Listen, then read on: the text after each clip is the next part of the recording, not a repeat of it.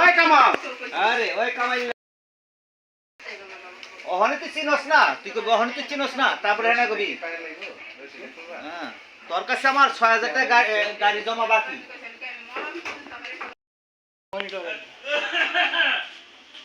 কামাল কে ভাই তুই এখানে তো